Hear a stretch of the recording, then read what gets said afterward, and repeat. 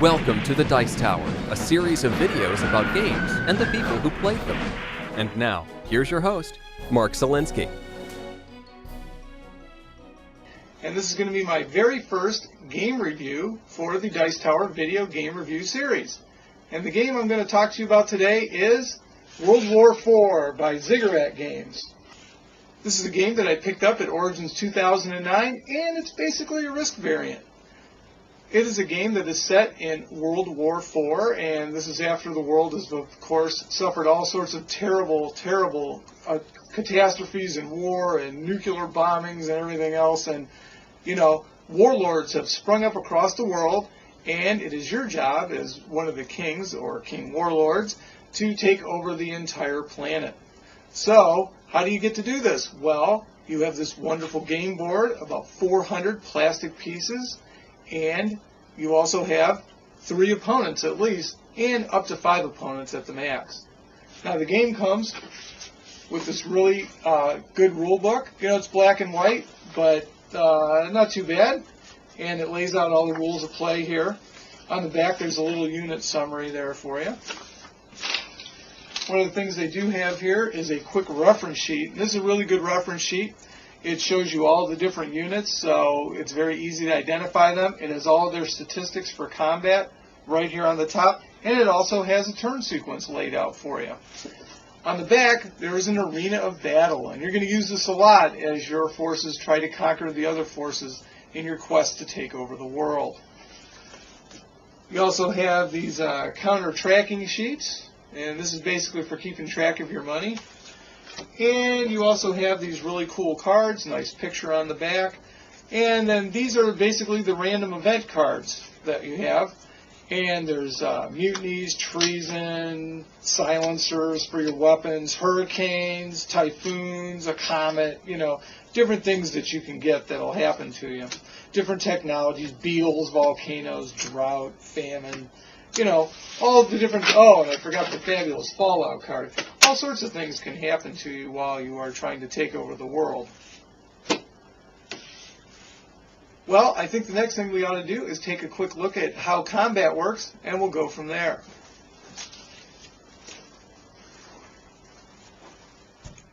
Now, this is the standard setup for the board at the beginning of the game. As you can see, all the different colors are scattered throughout the board, and there are 5 major colors. There's the red color over here that starts in Central America, green that starts in Africa, blue, as you can see up there, is going to be in America and England, purple is basically in Persia, and then of course you have yellow over there in China and the Indies. Now if you notice, there are some gray pieces that are on the board that you can see scattered about. And those are forces that are not aligned with any of the warlords that are in the game in particular of the basic colors. They are kind of rogue independent units, and there are actually some gray kings that are out there for you to battle. Also, you'll notice that there are some gray naval units that are available. And like any good Risk game, you know, there has to be a way for you to attack people, so the basic way you do that is that you're going to declare an attack against an adjacent territory and then launch your attack. Now you'll notice in this one right here there's a fort. Now that adds to defense, and so that makes it tougher for you to attack that particular area. Now the gray forces are not going to attack you directly. They're just going to sit around and wait for you to attack them. So why don't we just start off here and have an attack right about here, and we'll see how that goes. Now notice that you have the king is right here, and that's the king piece. And also we're going to have one of those spy pieces, and that's going to play a bigger piece in the upcoming battle. Okay, now here's the arena of battle, and you notice that I have the units that are going to be participating in the battle up at the top there. And you'll notice underneath the gray militiaman there, you have a black disc, and basically that means that that's worth 3 units. Now he's going to be defending, so we're going to put him in the defending army units box right there. And then we're going to have this artillery piece right here, that's going to be an invading bombarding unit. And then we have some army soldiers that are right there, and we're going to put those in the invading army units there. We have a spy, so we're going to take the spy, put him in the invading spies box. And then, of course, we have the fabulous king, and he is going to go right there in the invading our infantry unit too. And there you go. You're set up, and we're ready to roll some dice. All right, so we're going to roll some dice here. And the way combat works is the very first thing that you're going to do is make bombardment attacks. And as you see, there is an artillery piece, a green artillery piece, in the invading bombarding units box. So they're going to go ahead and get to attack first. Now, an artillery unit needs to roll a 3 or a 4 to rout a unit and a 5 or a 6 to kill a unit. So we'll go ahead and take one of our dice here. We'll roll it, and we got a 4. So he's going to take a look at that, and there's no other bombarding attacks going on right now, so the defending unit is going to go ahead and rout a unit. So we're going to take this militia guy right here. We'll put him into the routed box. Now, routed units cannot attack, but they can be there to soak up damage if you need them to. And that's because the player who's being attacked goes ahead and assigns which unit is going to be taking the damage. Now, there's some exceptions to that. There's the bomber and then also the spies, but that's a little bit beyond the scope of today's review.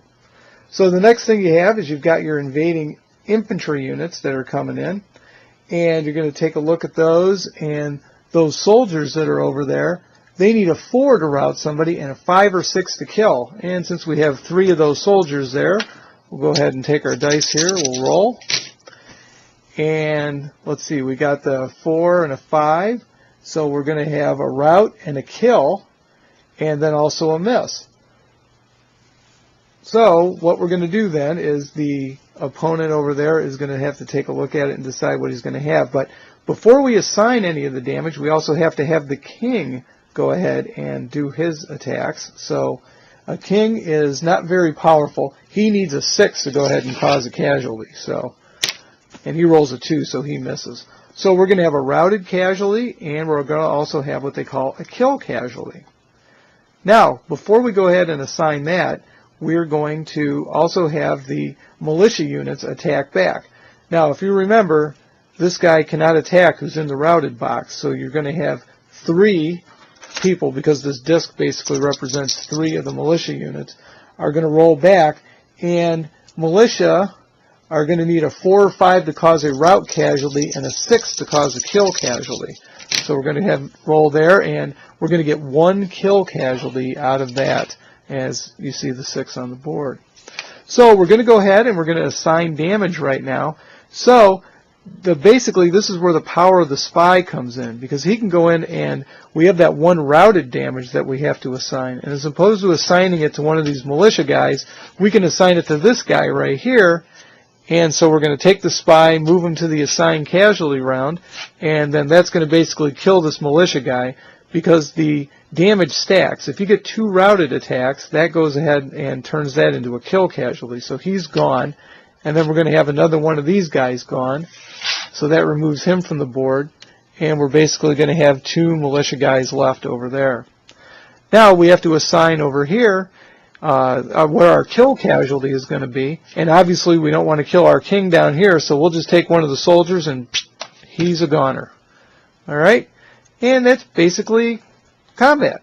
And of course then we have the best part of combat, and that was the victory. So you go ahead and move some of your units into the newly held territory,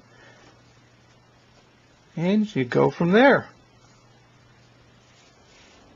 Now, we just went over the basics of combat, and that's really where the real action comes in the game.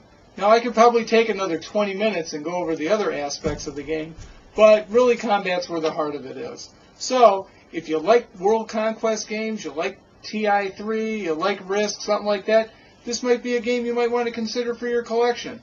So, that's it for this time around, and until I talk to you later, take care. Thanks for joining us today. For more written, audio, and video reviews, as well as the #1 board game podcast, check out the website at www.thedicetower.com. Until then, this is Eric Summerer, and you've been watching The Dice Tower.